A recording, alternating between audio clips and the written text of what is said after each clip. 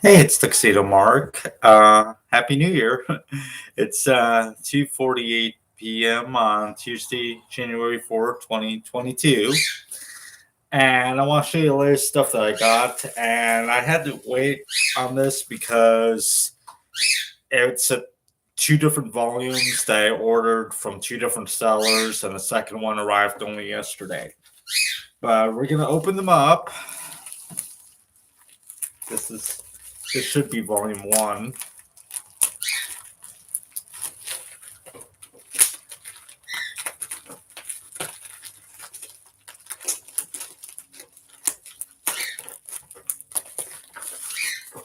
Okay. Yep. There's The Legend of Prince Valiant, Volume 1, um, of the complete series. Ooh, and I like the artwork on the back. You got some screen caps, and this artwork, I'm guessing it's artwork from the show and not from the comic strip. It looks like that's Lady Guinevere. Not Lady Queen Guinevere. She actually got on someone's case in one episode about that. Um, so this is a TV series that I had never seen before. Uh, Even though I probably should have. Um, what is it's a 65 episode cartoon series based on the Prince Valiant comic strip. If you've ever read, the Sunday comics in the newspaper, it's been running since 1937, I believe. It was created by Hal Foster. He retired, I think, around 1972, but the strip has kept going since then, and it's kept a continuous, ongoing narrative this whole time. Um, so this is a cartoon series based on that. I remember reading Prince Valiant in the Sunday comics. I enjoyed it just fine. It's a bit different than traditional comic because it's not made up of traditional panels with word balloons with the characters speaking things. It's just basically artwork, the illustrations, and then you have prose written underneath each of the illustrations. So it's kind of like reading a novel in bits and pieces every week. And story arcs can go on for a long time. But anyway, on to the show. So this show, it aired on the Family Channel back from 91 to 93, although an online episode guide says the final episode was delayed until 1994. I don't know if that's true or not, but so this first volume contains the first 33 episodes, and this was put out by BCI Eclipse, and that company is no longer in business. They really try to pack special features into their DVDs sets, like with He-Man and She-Ra and stuff like that. I did not get those when they came out, so now these re-releases of cartoon series on DVD do not include those bonus features, unfortunately. This has not been re-released, and it's still pretty cheap. So I was able to get the BCI Eclipse releases. It says bursting with exciting special features. I think that might be overstating it a bit, but it's got interviews with the series creator slash producer David J. Corbett, writer Brooks Wachtell, and comic strip historian Rick Norwood, I guess to provide the historical context about Prince Valiant. Um, Two episode commentary tracks with creator slash producer David J. Corbett, writer Brooks Wachtell, and voice artist Noelle North. I'll get to her in a bit. A storyboard gallery. and a slideshow of gorgeously detailed character paintings and background drawings. Yeah, I noticed a lot of the artwork in this series is gorgeous. Same with the comic strip, actually. Uh, they seem almost painted, and you also get like some drawings of characters that play like during the closing credits, and also when it shows the episode titles. Um, so I guess there's a slideshow of that included here. I'd like to see it without all the text in a way. If it includes those character drawings, I'd like to see that without the text in a way. It says a selection of scripts in PDF format. Okay. So I read on Amazon that to be very careful when trying to remove the discs because you could snap them in half. And well, this does look somewhat dangerous. There's a booklet here, although it seems like a general booklet. And then you got these trays that don't really seem to. They seem difficult. You can't like flip them. I'll figure this out later. But the advice that I've seen in another review is, and this doesn't even close properly. The bottom side. The advice I've seen is to transfer the discs. Well, first of all, be very careful removing them, and then transfer them to a better case. So that's what I'll do. But let's open up the second package.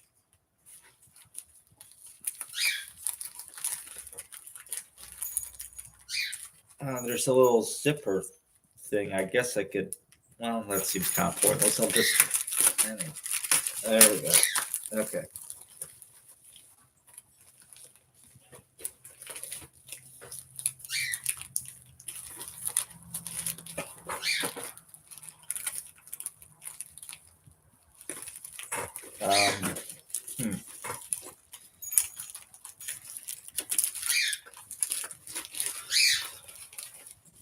Okay, I figured it out.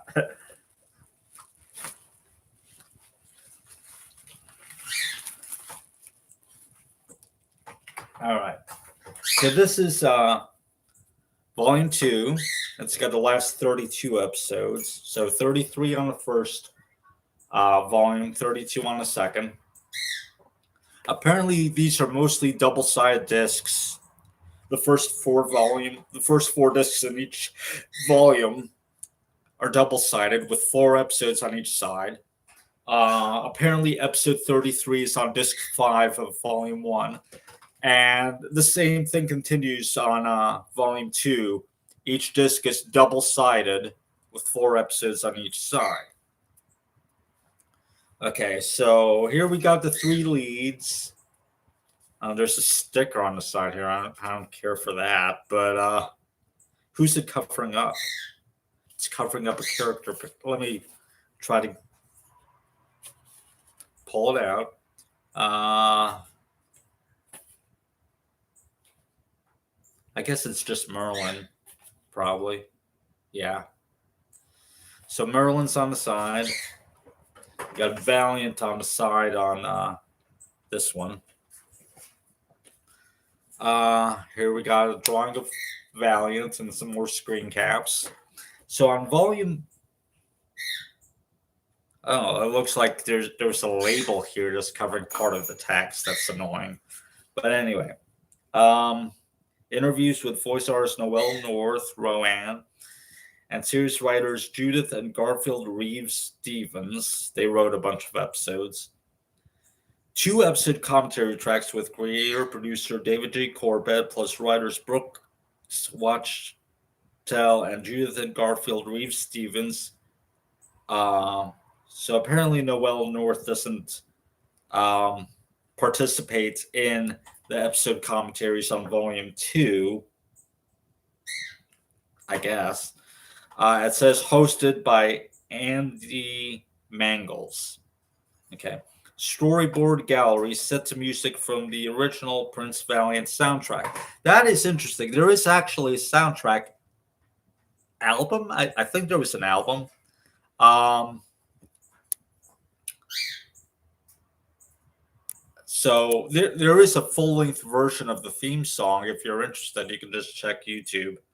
Um, Anyway, image galleries, extensive gallery of background artwork, extensive photo gallery of voice actors.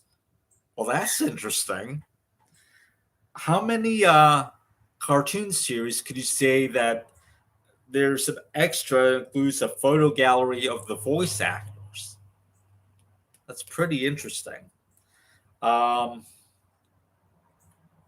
a selection of scripts in PDF format, ink and paint trailers. I wonder what that is. Ink and paint trailers. That'll be interesting. Okay, bonus episode. Defenders of the Earth, episode number 26, Terror in Time, guest starring Prince Valiant. Yeah, apparently there was a cartoon series called Defenders of the Earth, which I've never seen. And one episode involving time travel guest starred Prince Valiant. So that's interesting. It has nothing to do with this show, but it'll be interesting to see it. I might get into Defenders of the Earth. Who knows? Now, I never saw this show, as I said before. I actually just watched it on Tubi. It's a streaming service. It started last month. I just finished this morning with the 4-part series finale. Yeah, they knew the show was going to be canceled, so they made a 4-part series finale, and it is awesome. Some characters like Morgana kind of disappear. I'll get into Morgana in a bit. But anyway, so let's start it again. What is Prince Valiant? It's a story about a guy named Valiant. He's the prince of a kingdom called Thule, which is basically it's present day Norway. Takes place in the 5th century during the time of King Arthur, or when King Arthur was supposed to have lived. So the kingdom is overrun. His father, the king, is deposed, and they have to flee and live in a marshland or something until Val grows up. Now, on the show, the fall of Thule happens when Val is already an adult. So the time that he spends in the marsh is much shorter. And he has a vision of a place called Camelot that comes to him in the dream. It's like a fabled place. And he wants to go searching for it and become one of King Arthur's knights, one of the knights of the Round Table. And along the way, in episode 2, he meets up with a guy named Arn, a peasant that lives out in the woods or whatever. And Arn joins his quest. Now, apparently Valiant does know a guy named Arn in the comic strip, but it's a different Arn. They just kind of use the name. And I think the Arn in the comics is like a prince or something, but here he's just a commoner. And then in episode 3, they meet Rowan. She is a blacksmith's daughter from the town of Bridgesford, or Bridgeford. They're kind of inconsistent with that. They've called it Bridgesford and Bridgeford, like with or without the S. But she comes along as well. And within a few episodes, they get to Camelot. And they make known their desire to become knights. And King Arthur's like, sure, you can hang out here. So Valiant becomes a knight at the end of the first season. Arn and Rowan have to wait till near the end of the second season. Arn gets it. Arn gets knighthood second, and Rowan third. But then there's a few more episodes left before the grand finale. Uh, the primary antagonist, I mean, he pops up a lot. The show has no one singular antagonist, but the primary one, I guess, that you see most often is Mordred, who was banished from Camelot. He is apparently not related to King Arthur in this adaptation, unlike in the Arthurian legends. And he had like a fling with Lady Morgana for a while at the beginning of the series, and later on she allies with him. He starts up a movement called the New Dawn, where he hopes to overthrow Arthur and take Camelot for himself because he thinks Arthur isn't doing a good job. Arthur's basic belief in governing Camelot is that might does not make right. And he tries to seek peaceful solutions, give people fair trials, stuff like that. And Mordred thinks that ain't good enough, basically. So, and Morgana's story arc, and I use that term loosely, it really doesn't make any sense. She appears in 5 episodes total. In season 1, she appears in 2 episodes. She has some kind of plot. It's uncovered. But for whatever reason, she's still allowed to live in the castle. Maybe because she's Arthur's half-sister. I don't know. There's no indication anywhere in the series that they actually tell Arthur what Morgana has been up to, but she's the king's half-sister, so it's like, okay, it's like she's his only living family, I guess, so maybe he wants to keep her around in the castle, and maybe he wants her there so he can keep a closer eye on her. Who knows? She appears in 3 episodes of season 2. Now, it's weird because the season 2 premiere, she has only a silent cameo for like a few seconds.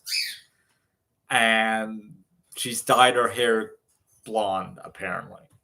She's back to black hair later on. Way later in season 2, they revisit her. You see, early on in season 2, Mordred apparently has a spy within Camelot, but he wants to keep his identity a secret, and he uses male pronouns. So at first you thought it might be Morgana that's the spy because you see her kind of smiling sinisterly in her silent cameo in the season 2 premiere as Val and the others ride off on a mission. So you think maybe she's the spy. But Mordred calls the spy a male. So what's the deal? Well, you don't see Morgana again until like near the end of season 2, after Rowan has been knighted, and they're walking around a swamp trying to get back to Camelot. It's like a swamp area or a bog. They were warned not to walk through there, but they do anyway. They get knocked unconscious by some kind of mist or whatever, and they're taken prisoner, seemingly by Morgana, like they're in a dungeon or whatever, and they're all having hallucinations, which may or may not be a shared hallucination, and they may or may not be aware of each other's hallucinations. It's kind of weird, but yeah, that's cute. I like that heavy eyes. It's a grail. Yeah. So turns out that Morgana used some kind of chemicals or something to knock them out and make them have nightmares. So most of what you see of Morgana in that episode,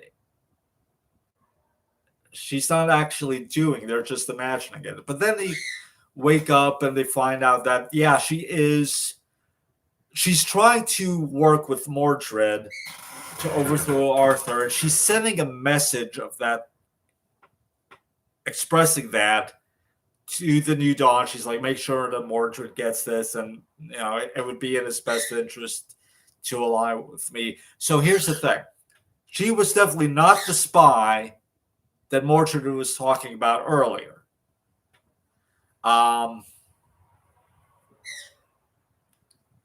So who is? Well, we'll get to that.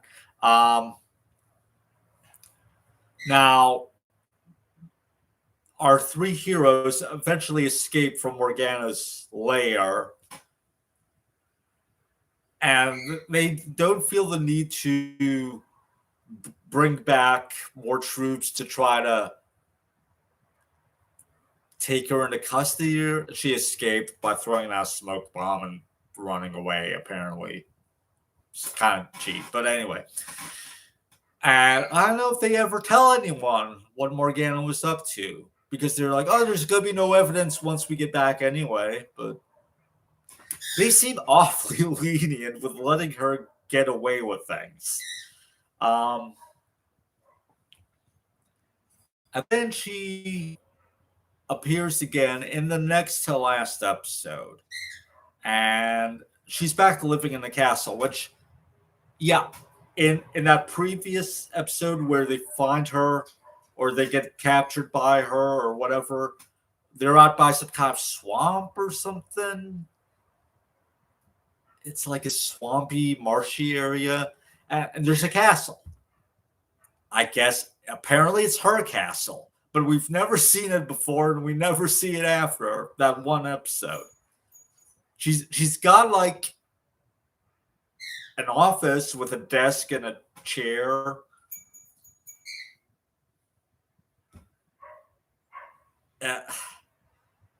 It's never explained. She's back to living in Camelot by her next appearance.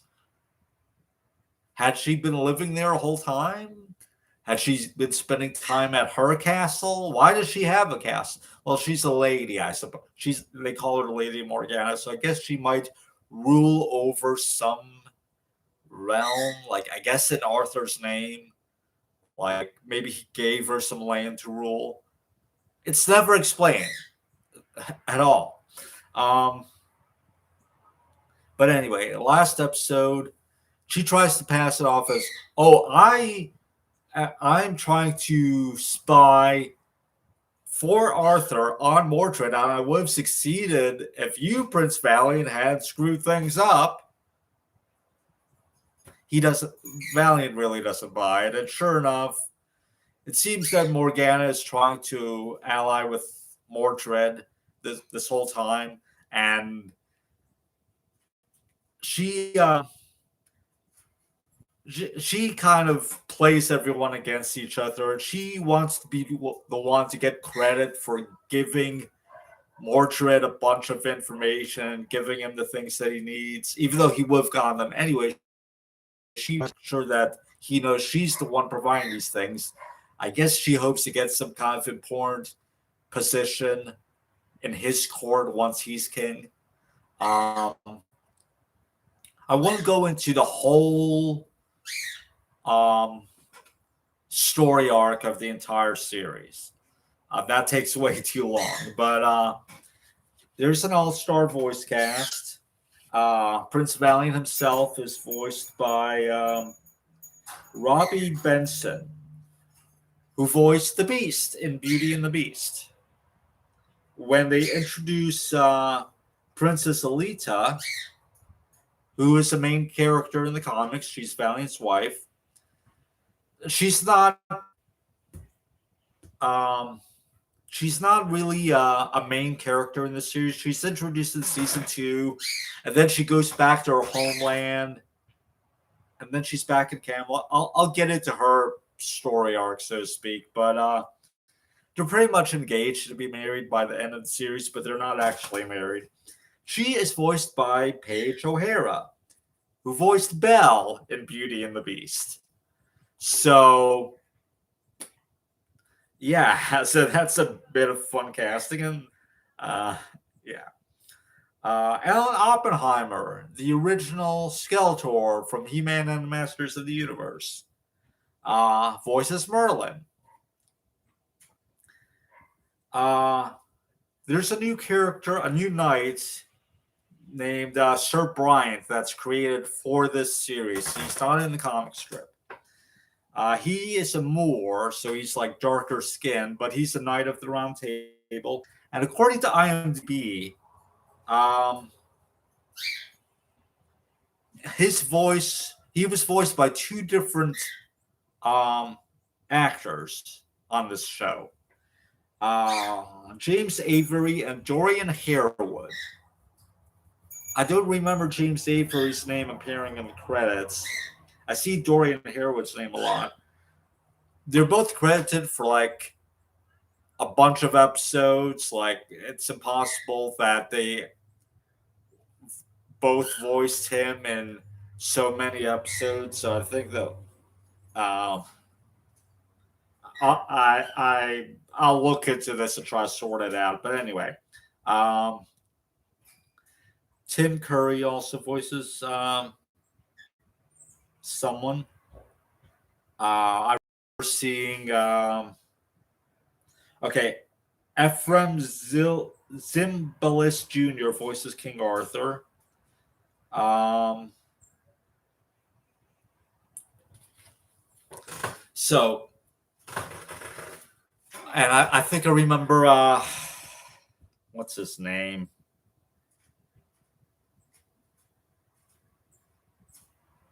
Ron Perlman voices like one of the other kings, I think. So it's an all-star voice cast, definitely. Patty Duke voiced Morgana. According to IMDb, she voiced her in only 3 episodes, and then Diane Muldaur, who played oh hi Coco, you want to come and sit in my lap? Coco, you want to sit in my lap? Come on, sweetie. Coco, hi, come here. Hi. Hi, Coco. So she played Dr. Pulaski in season 2 of Star Trek: The Next Generation. So apparently she voiced Morgana in her final appearance instead of Patty Duke. I'm not sure why. At least according to IMDb, by the years that they ascribe to when each of them voiced Morgana, apparently Patty Duke did the first 3 appearances and Diane Muldaur did the final one. And after Morgana is found out to be a traitor or whatever, big surprise, I know, considering she tried to poison Valiant or something in season 1 and they let her stay at the castle. But she they find her out and then she doesn't appear in the final episode. Now apparently one of the writers does provide some conclusion to that in one of the audio commentaries or interviews, so I look forward to listening to those. So Princess Alita, Valiant asks her to marry him. She says, ask me again when I return, because she has to go back home with her father and see the things or whatever. And then she disappears for a large portion of season 2. And then we see her again toward the end of the series, like I think during the 4-part series finale. And she's riding along with her father and is like, okay, is she back in the Misty Isles? No, they're in Camelot. I'm thinking, okay, so they came back to Camelot finally. But no. She actually says, I came to meet you at the harbor because I wanted to be the first one to welcome you back to Camelot. So she's been back in Camelot without her father, apparently, and we've just never seen her this whole time for like dozens of episodes. What? Where's she been staying? That's weird. It's weird. It makes no sense. Uh, and it's like, all right. I guess I'll talk about Rowan because she's my favorite character. Her voice actor is actually the same person that voiced Princess Kala and Cubby Gummy on Disney's Adventures of the Gummy Bears. And she speaks with the same kind of voice as Princess Kala here, like kind of a British accent. She uses the same voice for Rowan.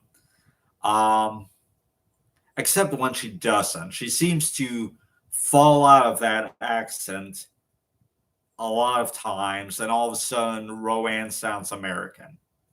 Yeah. I don't know, but I like her performance. From what I've seen and read about her, I don't like her. I won't get into that in this video, but you can look her up and add in the words Scientology and Subway, and you can find some information. But anyway, moving on. So Rowan, I guess, comes across as like a peasant version of Princess Kala. Princess Kala on Gummy Bears was a spunky princess that liked to use weapons and train and stuff like that.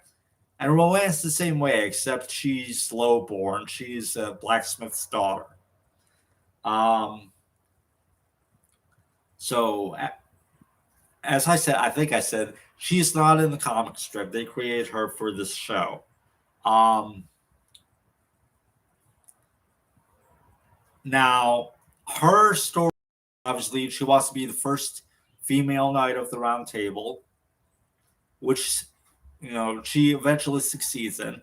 She's also probably the least worthy to be a knight because in season 2, she does some pretty bad things. She gets jealous. She thinks Valiant's in love with her. He's not. You see, the thing is, she put people's lives in danger just to get Alita seasick on a voyage so that she and Valiant couldn't have a romantic meeting. People literally died. She also she gets very jealous. She thinks when Val is talking about about love that he is in love with her, apparently forgetting that he's already in love with Alita. In fact, she had sorted out her previous mess and gotten them together. But apparently she forgot about that because she thinks Val is talking about being in love with her, and she kisses him. And she is shocked when he rejects her. And she is shocked when he says he's in love with Alita. It's like, you should have known this. Yes, some things don't make sense on this show. Mostly it's good. Mostly it's consistent, but the stuff with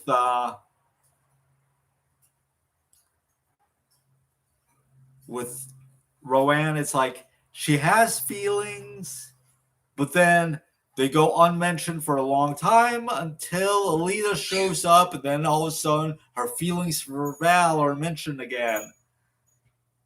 And then it goes away again until Val starts talking about his love. And she suddenly thinks it's about her again. And she even quits being a knight of the Round Table. She breaks her sword over her leg in anger. And she quits and she goes back home. But then she rejoins and then she eventually becomes a knight. But yeah, she gets very unlikable at times.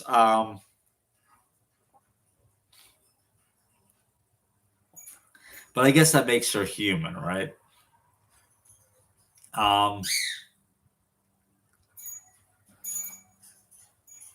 Okay, you got some fleas on your forehead. Can I get those? Coco. Okay. Um. So I'm not gonna rewatch the show again from start to finish on DVD. I already just finished watching it, but I look forward to checking out the bonus features. Um, there were two Prince Valiant movies. One, I think, in the 50s or 60s, and one in the 90s. They're they're based more off the comic strip. Um, so there's no Rowan. Um, but I might check them out sometime. Um, what else? Yeah, I didn't want to try to recall too much of the storylines from the multiple storylines from this series because I would be talking forever. But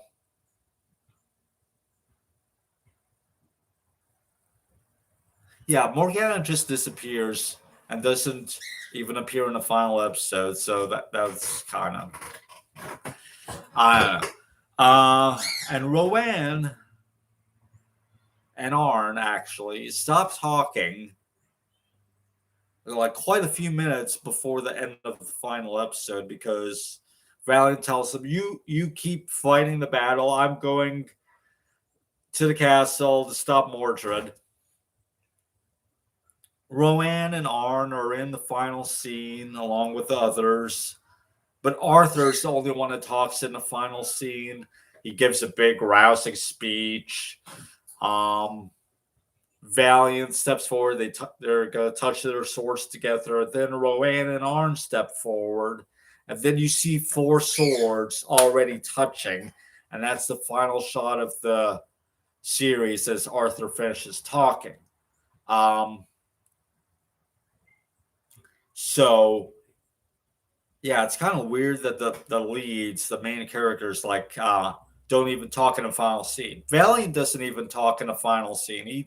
His last words are in the next to last scene, and actually, the person that gets the next to last character that speaks in the series is Alita. Um,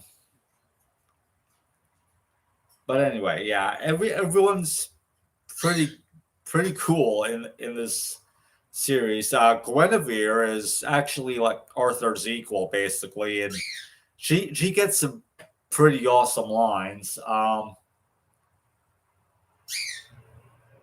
When they find the traitor, who is the knight of the round table, um,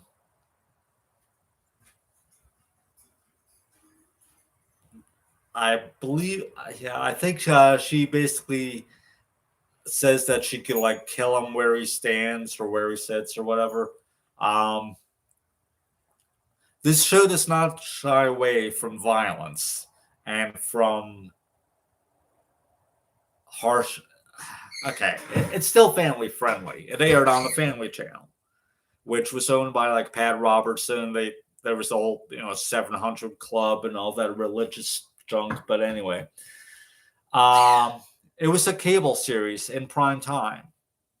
Um, so it could be a bit more violent uh, than a typical Saturday morning cartoon series. There was no real blood shown, but people did die. People were murdered. They actually showed contact sometimes, especially like if Rowan shoots someone and you see the arrow go in their chest. So all three of the leads have racked up a body count. Um, but it's not gratuitous and yeah, it's done tastefully, basically. Uh, the comic strip apparently is very violent, but again, like no real blood shown.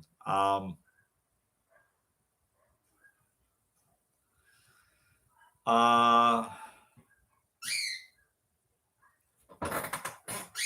I suppose that's about all that I have to say about the show. I really enjoyed watching it. It's wonderfully drawn, but it's not well animated, really, because there are numerous animation errors, as is typical from shows of the time period.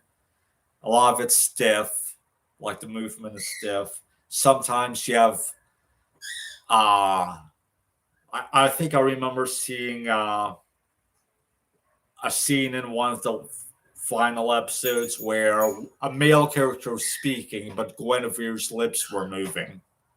Um, I remember one scene in a late episode where literally one shot that showed like Valiant, Merlin, I think, and Arthur by a fire, and I think Arthur's talking, and the shot is literally just a still shot. The flames of the fire aren't even moving. His lips aren't moving. They just inserted a still shot in there. Uh, um, a lot of clothing errors. Just a bunch of animation errors in general. But the characters are allowed to wear more than one set of clothes. They frequently change clothes. So that's unusual for a cartoon series, especially of that time period. If you notice, a lot of the old cartoon series, the characters would wear the same clothes over and over again, probably to make it easier on the animators. Um, but anyway, yeah. So if you want to go on Tubi, if you live in the U.S. If you don't, I'm not sure where you can watch it, but check out The Legend of Prince Valiant. And if you like that, you can check out the comic strip too. This one company, I think it's Fat. I want to get the name right.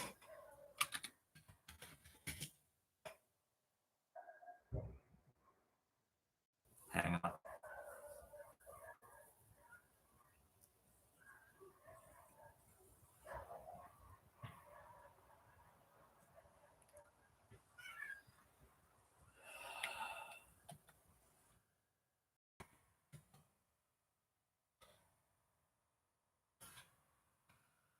And Fantagraphics.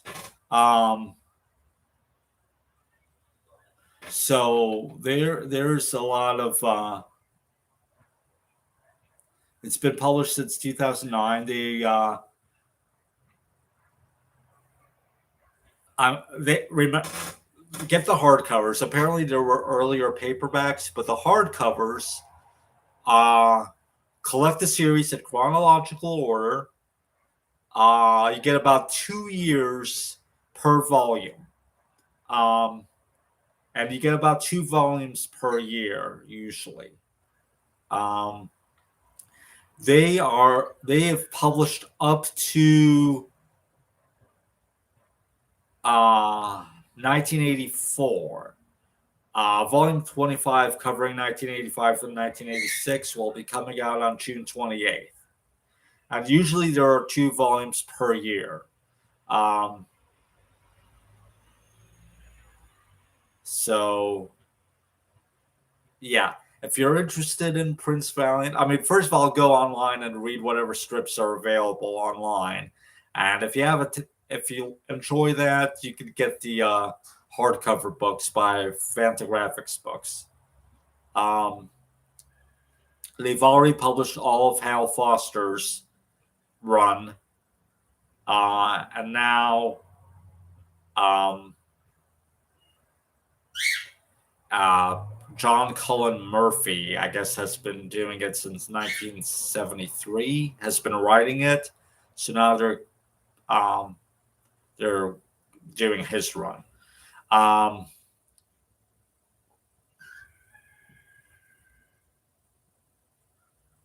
so, uh, So 2 years worth of in each volume. It's probably around 100 something pages. Um,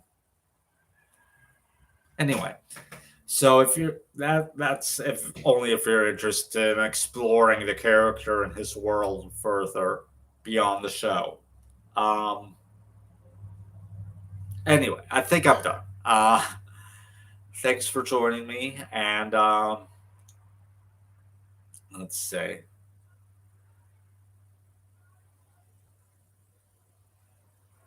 It is 3:34 p.m. and that's it. Thanks for watching.